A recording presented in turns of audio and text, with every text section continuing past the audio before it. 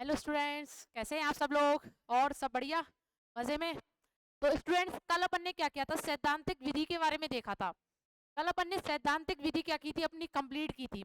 आज अपन क्या करेंगे? जो चालक ऊर्जा है उसके जो प्रभावित कारक है, कैसे कैसे उस पर डिपेंड करते फैक्टर्स हैं, उनको क्या करेंगे? अपन डिस्कस करेंगे। पहले ऐसा करते हैं, अपन लोग एक बार लिखते हैं, फिर उसके बाद क्या करेंगे? उन फैक्टरों को देखते चलेंगे, ठीक है? तो पहले लिखना स्टार्ट करो तुम लोग। हेडिंग डालो, चालक ऊर्जा को, चालक ऊर्जा को, चालक ऊर्जा को प्रभावित करने वाले कारक, चालक ऊर्जा को प्रभावित करने वाले कारक, चालक ऊर्जा को प्रभावित करने वाले कारक कौन कौन से हैं? चालक ऊर्जा को प्रभावित करने वाले कारक, तो उसमें लिखो चालक ऊर्जा को, चालक ऊर्जा को निर्धारित, चालक ऊर्जा को निर्धारित करने वाली, चालक ऊर्जा को निर्धारित करने वाली बॉर्नलैंडे समीकरण, बॉर्नलैंडे समीकरण, बॉर्नलैंडे समीकरण की सहायता से, की सहायता से,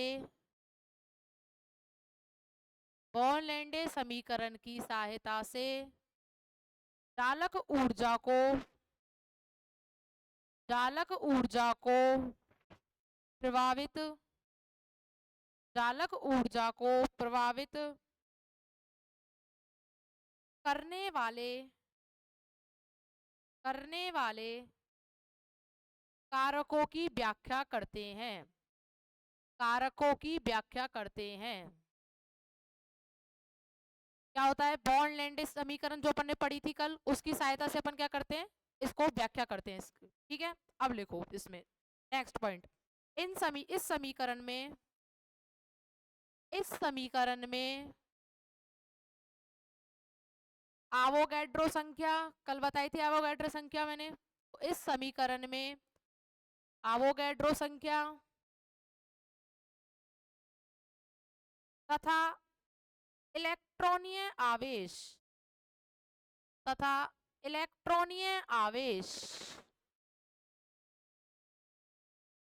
एवोगैड्रो संख्या तथा इलेक्ट्रॉनीय आवेश, यानी ई से लिखते हैं इसको, ई से लिख लो ब्रैकेट में ई, दोनों स्थिरांक होते हैं, दोनों स्थिरांक यानी कि कांस्टेंट होते हैं, दोनों स्थिरांक होते हैं या कांस्टेंट होते हैं। फिर लिखो तथा अन्य सभी राशियां, तथा अन्य सभी राशियां,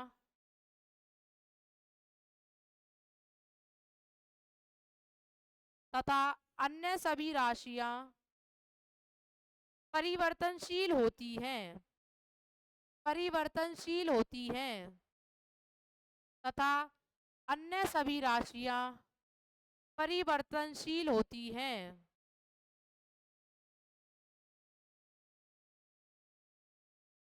अतः इन सभी के मानों से, अतः इन सभी के मानों से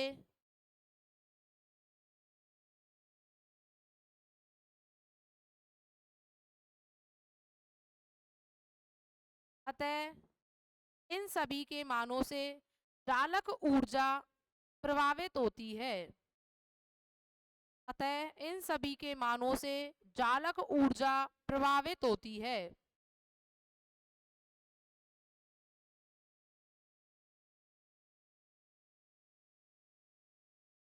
देखो अभी तक क्या लिखा है अपन ने? इसमें लिखा है कि बॉर्नलैंडे समीकरण जो अपन ने कल पढ़ी थी, ये इसकी सहायता से अपन क्या करते हैं? व्याख्या करते हैं। दूसरा पॉइंट क्या लिखा है मैंने? कि एवोगैड्रो संख्या यानी कि जो ये Na है 6.023 इंटू 10⁻23, ये एवोगैड्रो संख्या, और ये जो ई है ये क्या होते हैं? कांस्टेंट रहते हैं ये दोनों। बाकी के जो ये है Z1 Z2, ये क्या होते रहते हैं? चेंज होते रहते हैं, ठीक है? नेक्स्ट लिखो, फर्स्ट पॉइंट डाल के लिखो अब, आयनिक आवेश, आयनिक आवेश, इसमें लिखो जालक ऊर्जा, चालक ऊर्जा आयनिक आवेश के, जालक ऊर्जा आयनिक आवेश के समानुपाती होती है। जालक ऊर्जा आयनिक आवेश के समानुपाती होती है। जैसे देखो U जो है ये डायरेक्टली प्रोपोर्शनल है Z1 Z2 के, लिखो इसको U directly proportional Z1 Z2।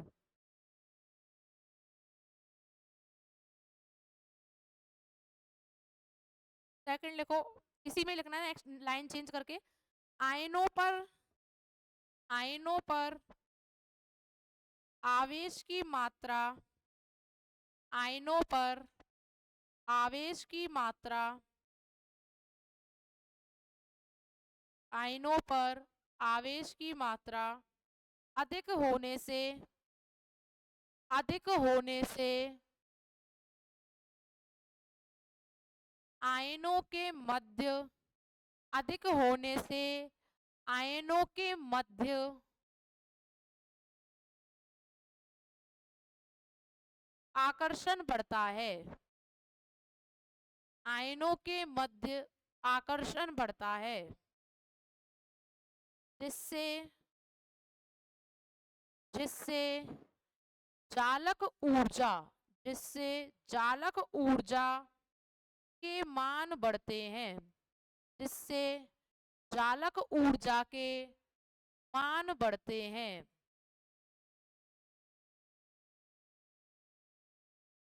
Example, sodium chloride है और एक है MgCl2। इधर देखो क्या है, सोडियम कैसा होता है प्लस चार्ज, Mg कैसा होता है +2 चार्ज। मैंने क्या लिखा रखा है, जिसमें चार्ज या आवेश ज्यादा होगा, चार्ज या आवेश ज्यादा, उसमें क्या होगा, जालक ऊर्जा क्या होती है, ज्यादा होती है, वो ज्यादा क्या होगा, स्थायी होगा। तो इससे क्या, इसमें कौन ज्यादा हो जाएगा, MgCl2 ज्यादा। लिखो इस एग्जाम्पल को।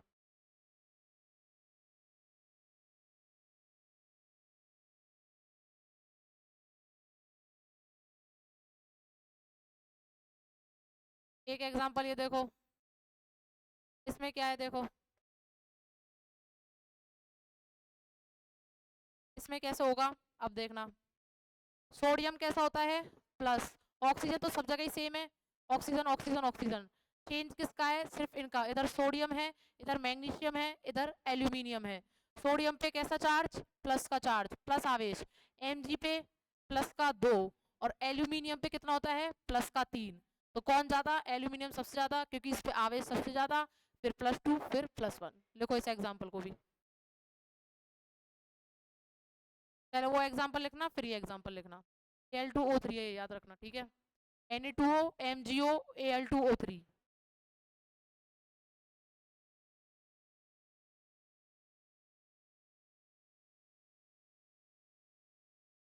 ये हो जाए, इसके बाद लिखना सेकंड पॉइंट, आयनिक त्रिज्या। सेकंड पॉइंट है आयनिक त्रिज्या। आयनिक त्रिज्या में लिखो जालक ऊर्जा, आयनिक त्रिज्या के, जालक ऊर्जा आयनिक त्रिज्या के प्रत्यमानुपाती होती है, इनवर्सली प्रोपोर्शनल होती है, प्रत्यमानुपाती होती है। देखो ये U किसके इनवर्सली प्रोपोर्शनल है, इसके U किसके इनवर्सली प्रोपोर्शनल है, व्युत्क्रमानुपाती किसके है, रेडियस के, और डायरेक्टली किसके है, Z1 Z2 धनायन और ऋणायन के आवेश के। तो लिखो U is inversely proportional to R0। चालक ऊर्जा किसके व्युत्क्रमानुपाती है, रेडियस के, त्रिज्या के, आयनिक त्रिज्या के। देखो फिर इसमें आयनों की त्रिज्या बढ़ने पर, आयनों की त्रिज्या बढ़ने पर इनके मध्य, आयनों की त्रिज्या बढ़ने पर इनके मध्य आकर्षण बल के मध्य आकर्षण बल बढ़ते हैं।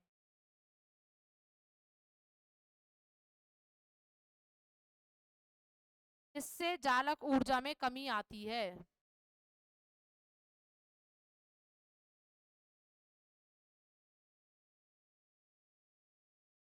इससे चालक ऊर्जा में कमी आती है।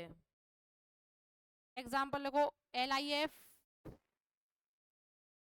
LICL, LIBR, LII। इधर क्या देखेंगे? साइज देखेंगे, fluorine, chlorine, bromine, iodine. Size देखेंगे, फ्लोरीन, क्लोरीन, ब्रोमीन, आयोडीन। ऊपर से नीचे जाने पर क्या होता है? साइज या आकार क्या होता है? बढ़ता है। पीरियोडिक टेबल में पढ़ के आए होंगे, साइज क्या होती है? बढ़ती है। इसमें देखो, फ्लोरीन, क्लोरीन, ब्रोमीन, आयोडीन, ऊपर से नीचे गए, आकार क्या हुआ? बढ़ा। आकार बढ़ेगा, चालक ऊर्जा घटेगी। तो क्या ट्रेंड आ जाएगा इसका? ये सबसे ज्यादा, फिर ये, फिर ये।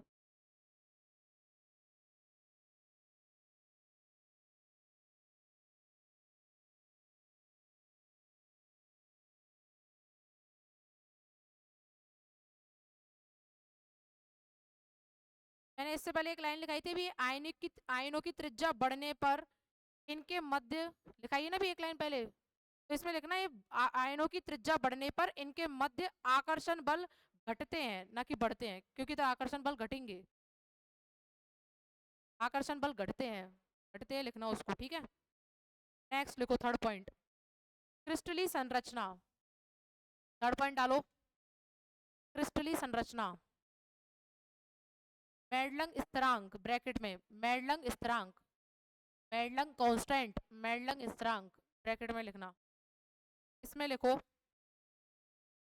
किसी आयनिक क्रिस्टल के लिए, किसी आयनिक क्रिस्टल के लिए, किसी आयनिक क्रिस्टल के लिए चालक ऊर्जा के मान, किसी आयनिक क्रिस्टल के लिए चालक ऊर्जा के मान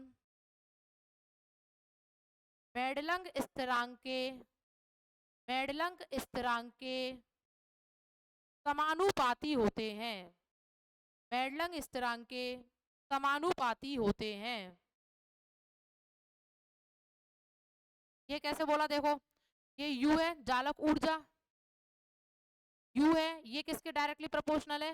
मेडलंग स्थिरांक के। इनवर्सली सिर्फ ये इसके होती है, इसके, इसके और इसके डायरेक्टली प्रोपोर्शनल होती है, ठीक है। अब क्या लिखा तुमने? समानुपाती होती है, लिखो U directly proportional to A। ये फिर लिखना, इनमें मेडलंग स्थिरांक के मान, इनमें मेडलंग स्थिरांक के मान क्रिस्टल संरचना पर, इनमें मेडलंग स्थिरांक के मान क्रिस्टल संरचना पर निर्भर करते हैं, क्रिस्टल संरचना पर निर्भर करते हैं।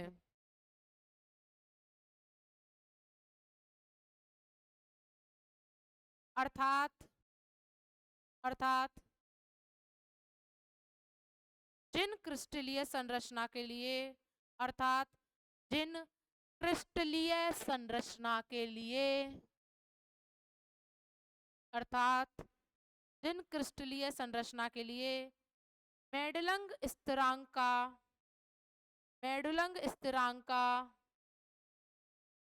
मेडुलंग स्थिरांक का मान अधिक है, मेडुलंग स्थिरांक का मान अधिक है, उनके लिए, उनके लिए चालक ऊर्जा के, उनके लिए चालक ऊर्जा के मान अधिक होते हैं, उनके लिए चालक ऊर्जा के मान अधिक होते हैं। एग्जाम्पल में लिखो, CaCl, सीजियम क्लोराइड, CaCl की तुलना में, CaCl की तुलना में CaF2, CaF2 CaCl की तुलना में, सीजियम क्लोराइड की तुलना में CaF2 के लिए मेडुलंग स्थिरांक का मान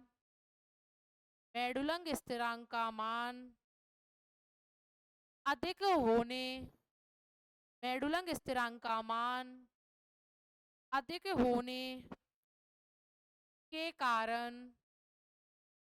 मेडुलंग स्थिरांक का मान अधिक होने के कारण इसके लिए जालक ऊर्जा अधिक होती है। इसके लिए जालक ऊर्जा अधिक होती है।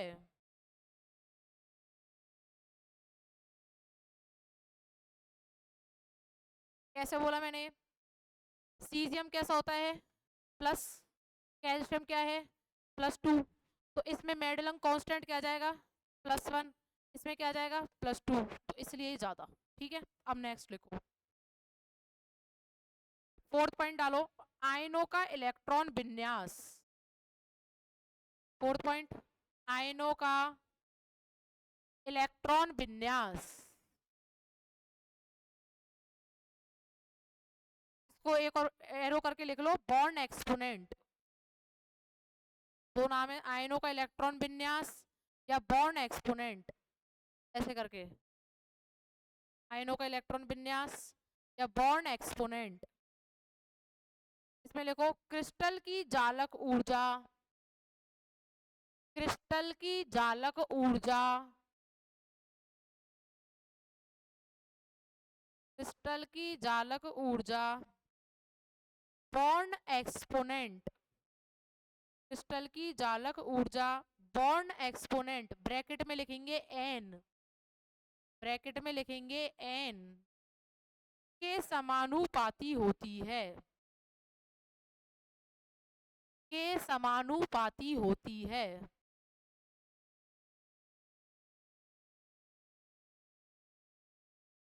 देखो ये जो जालक ऊर्जा है ये किसके समानुपाती है? इसके। तो मैं ये लिख सकती हूँ, इसमें जो ये U है ये डायरेक्टली प्रोपोर्शनल है इसके,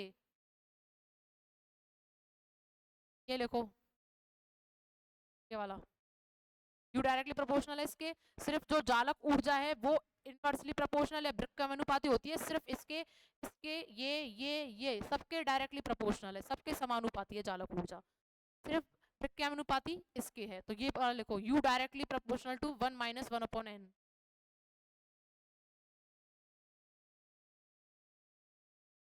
इसमें लिखना, ये लिखने के बाद आयनों में इलेक्ट्रॉन विन्यास, आयनों में इलेक्ट्रॉन विन्यास के बढ़ने के साथ, आयनों में इलेक्ट्रॉन विन्यास के बढ़ने के साथ बॉर्न घातक का मान बढ़ता है। आयनों में इलेक्ट्रॉन विन्यास के बढ़ने के साथ बॉर्न घातक का मान बढ़ता है। अगर मैं इसको इंक्रीज करूं जालक ऊर्जा को, तो ये मेरा बॉर्न एक्सपोनेंट भी क्या होगा? इंक्रीज होगा, क्योंकि ये किसके है? डायरेक्टली प्रोपोर्शनल है, समानुपाती है ये। ठीक है, तो आयनों में इलेक्ट्रॉन विन्यास के बढ़ने के साथ बॉर्न घातक का मान बढ़ता है तथा n के बढ़ते हुए तथा n के बढ़ते हुए तथा n के बढ़ते हुए मान के साथ तथा n के बढ़ते हुए मान के साथ जालक ऊर्जा बढ़ती है, जालक ऊर्जा बढ़ती है। ये क्या हुआ तुम्हारा? जालक ऊर्जा, इसके जो दो प्रकार थे वो कंप्लीट हो गए, जालक ऊर्जा इधर पूरी खत्म हो चुकी है। इसमें क्वेश्चन आ सकते हैं, जालक ऊर्जा को समझाइए, उस जालक ऊर्जा पूरा समझाइए, एक्सप्लेन, कंप्लीट आ सकता है, या इसकी विधि पूछ सकता है, प्रायोगिक विधि, सैद्धांतिक विधि। प्रायोगिक विधि में अपन ने बॉर्न नेवर चक्र पढ़ा था, उसके बारे में डायरेक्ट पूछ सकता है, बॉर्न नेवर चक्र को उदाहरण सहित समझाइए, उसका एग्जाम्पल देके। तो इसमें ऐसा करो, क्वेश्चन लिख लो, आंसर तो है ही है, क्वेश्चन लिखो इसमें। इसमें क्वेश्चन कैसे कैसे पूछता है, बॉर्न हैवर चक्र के महत्व बताइए। क्वेश्चन 1 डाल के लिखो, बॉर्न हैवर चक्र के महत्व को बताइए। दूसरा क्वेश्चन इसमें ये बन सकता है, बॉर्न हैवर चक्र को, बॉर्न हैवर चक्र को उदाहरण सहित समझाइए। पहले आया था कि महत्व को बताइए, दूसरा है उदाहरण सहित समझाइए। तीसरा क्वेश्चन लिखो,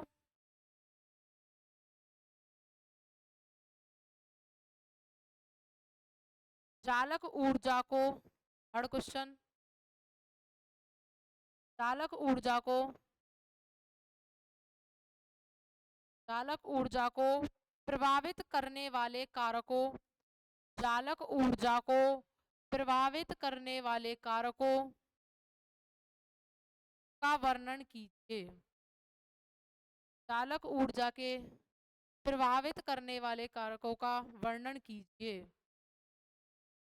इसमें एक और क्वेश्चन लिखो, चालक ऊर्जा किसे कहते हैं। बताया था, पूरा कंप्लीट एक्सप्लेन किया था। चालक ऊर्जा किसे कहते हैं तथा इसके निर्धारण की, चालक ऊर्जा किसे कहते हैं तथा इसके निर्धारण की, इसके निर्धारण की बॉर्नलैंडे समीकरण, बॉर्नलैंडे समीकरण की व्याख्या कीजिए। बॉर्नलैंडे समीकरण की व्याख्या कीजिए। एक और क्वेश्चन लिखो इसमें, एक मोल ठोस NaCl, एक मोल ठोस NaCl के निर्माण में, के निर्माण में होने वाला या होने वाले ऊर्जा परिवर्तन को, होने वाले ऊर्जा परिवर्तन को बॉर्न हैवर चक्र की, बॉर्न हैवर चक्र की सहायता से समझाइए। बॉर्न हैवर चक्र की सहायता से समझाइए। ये क्या है, इसमें क्वेश्चन बनते हैं, ये जो मैंने 5 क्वेश्चन लिखा है में से कोई पूछ सकता है एग्जाम में, और कैसे भी करके पूछ सकता है, मैंने पूरा कंप्लीट एक्सप्लेन करा ही रखा है।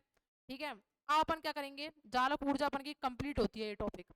अपन अब लिखेंगे जो पहले अपन ने लेक्चर पढ़े थे स्टार्टिंग के, इतने दिनों से जो लेक्चर पढ़ते आ रहे हैं, आयनिक ठोस, ये त्रिज्या अनुपात क्या होता था, उपसह संयोजक संख्या क्या है, इन सबको अपन लिखेंगे। अब अपन ने पढ़ तो पहले ही लिया था, अब इनको लिखना स्टार्ट करो।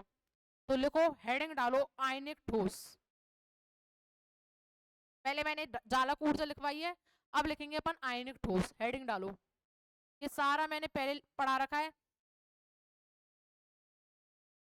पहले उन वीडियो को देखो एक बार अच्छे से, पहले वाली वीडियो को, फिर नोट्स देखते चलना, बहुत अच्छे से समझ आ जाएगा क्लियर तरीके से। अब लिखो आयनिक ठोस में, ऐसे ठोस, आयनिक ठोस में लिखो ऐसे ठोस जिसमें, ऐसे ठोस जिसमें धनायन यानी कि पॉजिटिव चार्ज, धनायन पॉजिटिव चार्ज व ऋणायनों के मध्य, धनायन व ऋणायनों के मध्य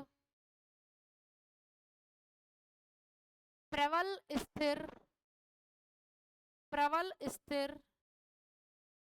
वैद्युत आकर्षण बल, प्रबल स्थिर वैद्युत आकर्षण बल, इलेक्ट्रोस्टैटिक फोर्स ऑफ अट्रैक्शन, प्रबल स्थिर वैद्युत आकर्षण बल उपस्थित होते हैं, उपस्थित होते हैं, वह आयनिक ठोस कहलाते हैं, वह आयनिक ठोस कहलाते हैं। मैंने बताया था सोडियम कैसा, पॉजिटिव चार्ज, क्लोरीन कैसा, नेगेटिव चार्ज, इन दोनों के बीच में क्या होता है, प्रबल स्थिर वैद्युत आकर्षण बल होता है।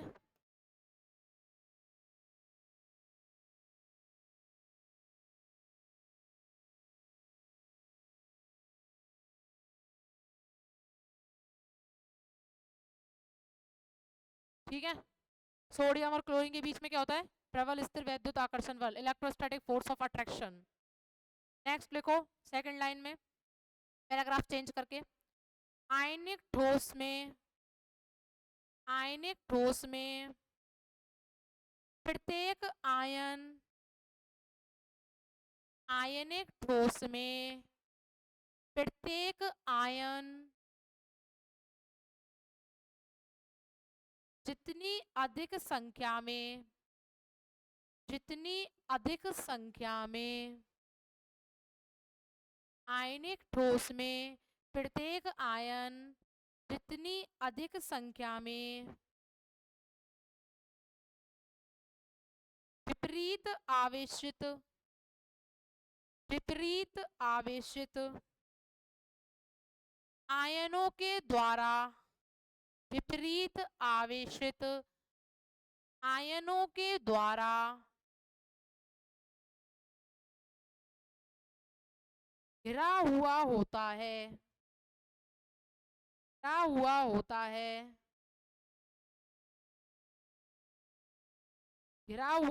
है उनके मध्य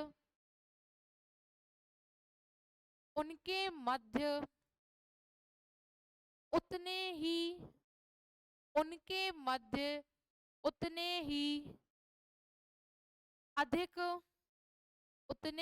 अधिक प्रबल स्थिर वैद्युत आकर्षण बल, उनके मध्य उतने ही प्रबल स्थिर वैद्युत आकर्षण बल उत्पन्न होते हैं। इसका मतलब ये है जो सोडियम चार्ज है, जो प्लस चार्ज है, वो ज्यादा से ज्यादा माइनस के द्वारा क्या होना चाहिए? घिरा हुआ होना चाहिए, ये कहना चाह रहा है।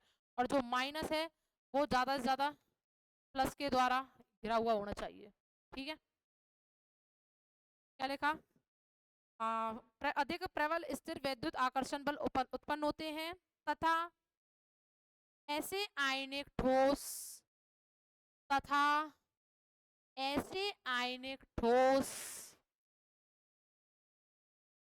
अधिक स्थायी होते हैं तथा ऐसे आयनिक ठोस अधिक स्थायी होते हैं।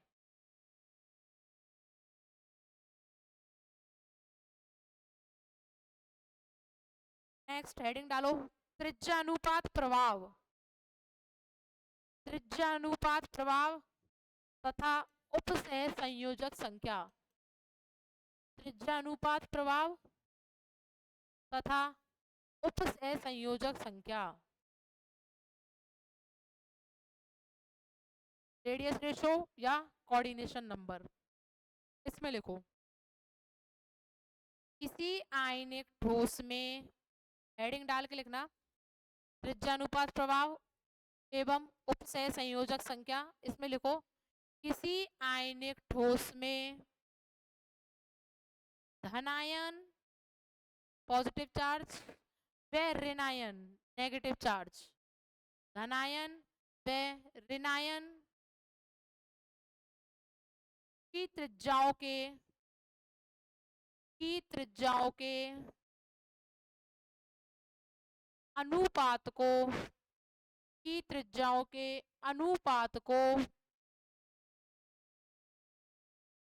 त्रिज्यानुपात कहते हैं।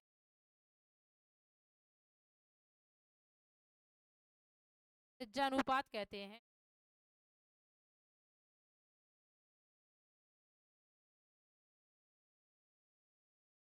देखो क्या बताया था मैंने, रेडियस रेशो। त्रिज्यानुपात प्रभाव क्या बताया था उस दिन?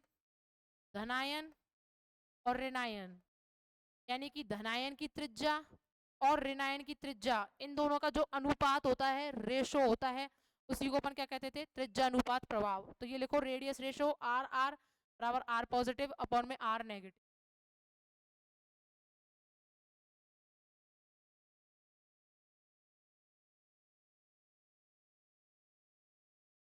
को लिखने के बाद लिखना यहाँ पर, जैसे यहाँ पर फिर लिखना R प्लस जो है वो धनायन की त्रिज्या है, R प्लस धनायन की त्रिज्या r माइनस ऋण आयन की त्रिज्या, और जो ये r है ये त्रिज्या अनुपात है।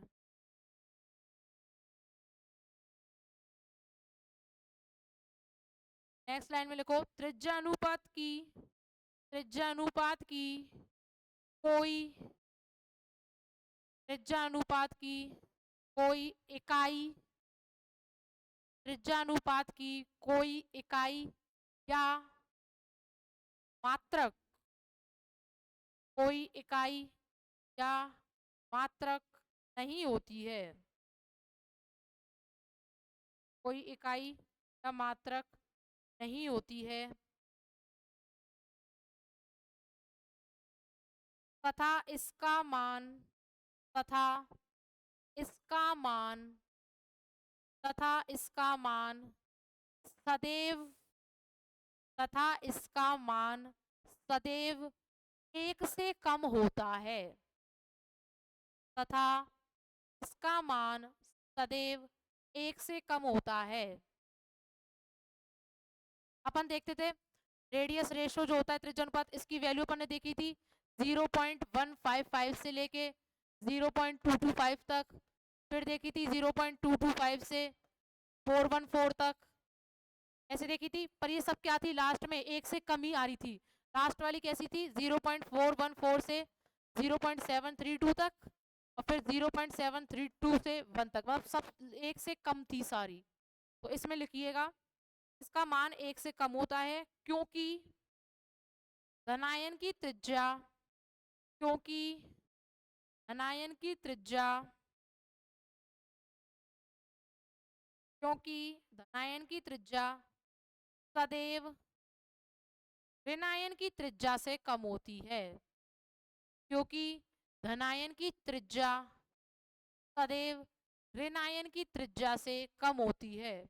अपन ने पढ़ा था ऋणायन की त्रिज्या क्या होती है, हमेशा ज्यादा होती है किससे, धनायन की त्रिज्या से। फिर नेक्स्ट पॉइंट लिखना, आयनिक क्रिस्टल में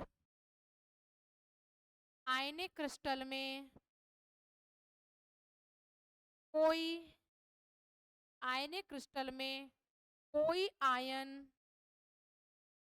आयनिक क्रिस्टल में कोई आयन कितने विपरीत आयनिक क्रिस्टल में कोई आयन कितने विपरीत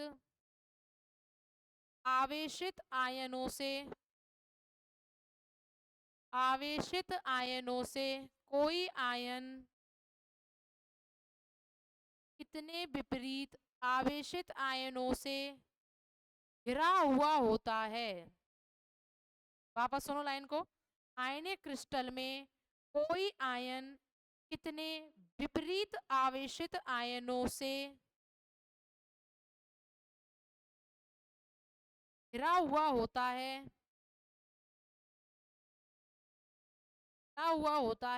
विपरीत आवेशित आयनों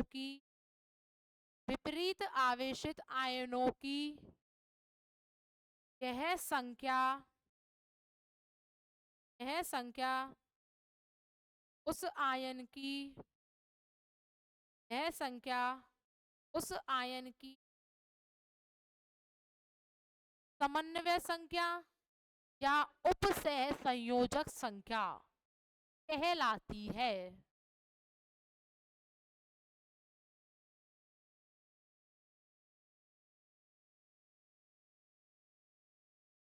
त्रिज्या अनुपात का मान, नेक्स्ट लाइन चेंज करके, त्रिज्या अनुपात का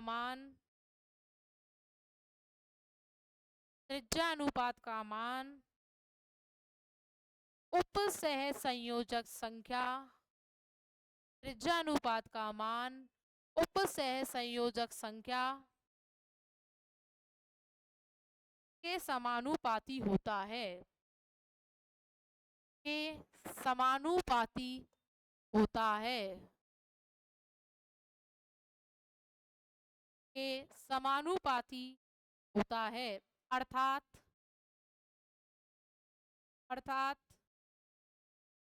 त्रिज्यानुपात बढ़ने पर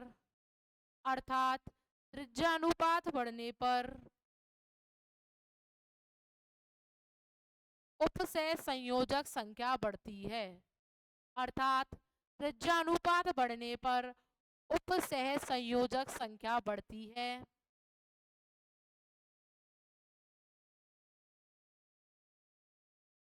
तथा त्रिज्यानुपात घटने पर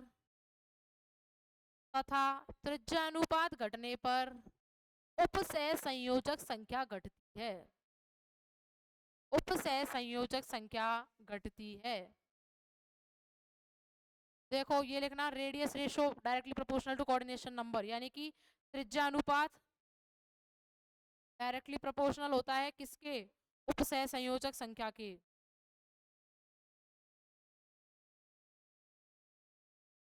फिर नेक्स्ट लाइन चेंज करके लिखना, त्रिज्यानुपात, नेक्स्ट लाइन चेंज करके त्रिज्यानुपात तथा उपसय संयोजक संख्या,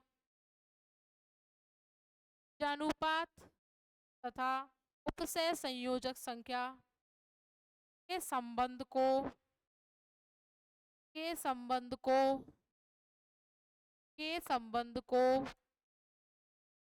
निम्न उदाहरणों के द्वारा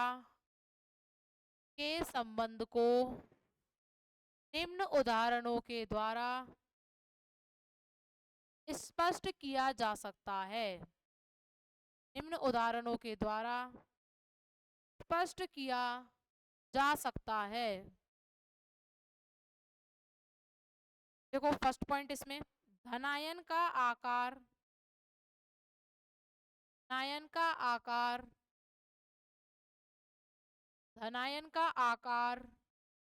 स्थिर रखकर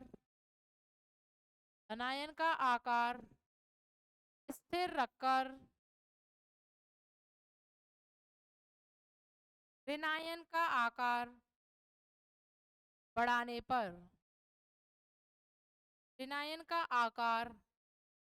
पर जैसे देखो मैंने क्या किया, देखो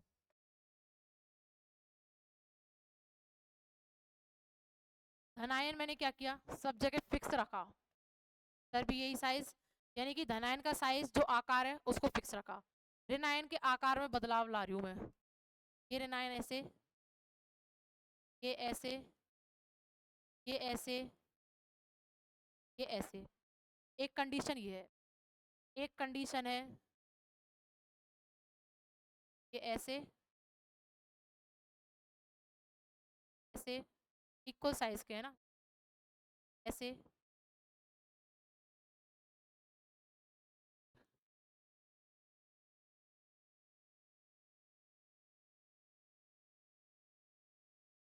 और ये क्या कर रहे हैं, आपस में एक दूसरे को टच कर रहे हैं। ये सब एक दूसरे को टच कर रहे हैं बिल्कुल माइन्यूट डिस्टेंस पे। और एक है मेरा ऐसे, ये ऐसे ऐसे,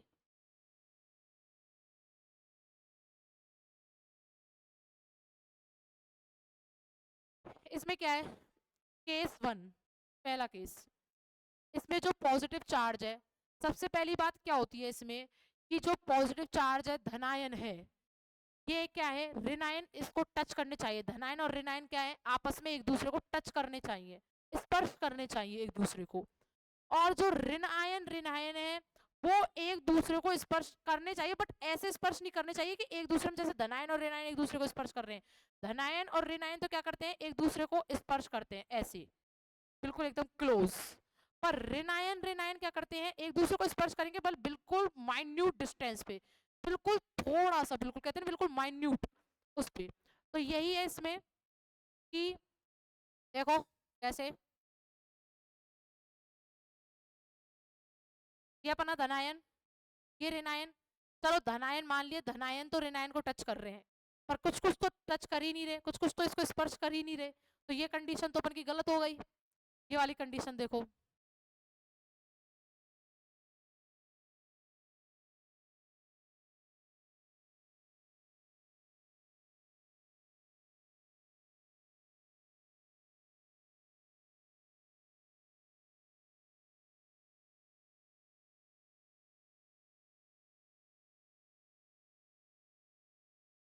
नहीं कब क्या हो जाता है इसमें। नेक्स्ट देखो, ये अपन का पॉजिटिव चार्ज, चारों तरफ से इसको कौन घेर रहे हैं, negative charge. Positive charge negative charge आपस में एक दूसरे को टच कर रहे हैं, नेगेटिव नेगेटिव भी टच कर रहे हैं बिल्कुल माइन्यूट डिस्टेंस पे, तो ये तो करेक्ट है। इसमें देखो, पहली बात तो नेगेटिव चार्ज की साइज ही ऐसी उल्टी सीधी बना दी, इसकी ऐसी, इसकी ऐसी, किसी की ऐसी। पहली बात तो नेगेटिव चार्ज की साइज ही बराबर नहीं है, इसमें साइज बराबर है नेगेटिव चार्ज की पॉजिटिव चार्ज की। पॉजिटिव तो मैंने सब में फिक्स रख रखा है, नेगेटिव में जो है वो आपस में एक दूसरे को टच कर रहे हैं, ये आपस में एक दूसरे को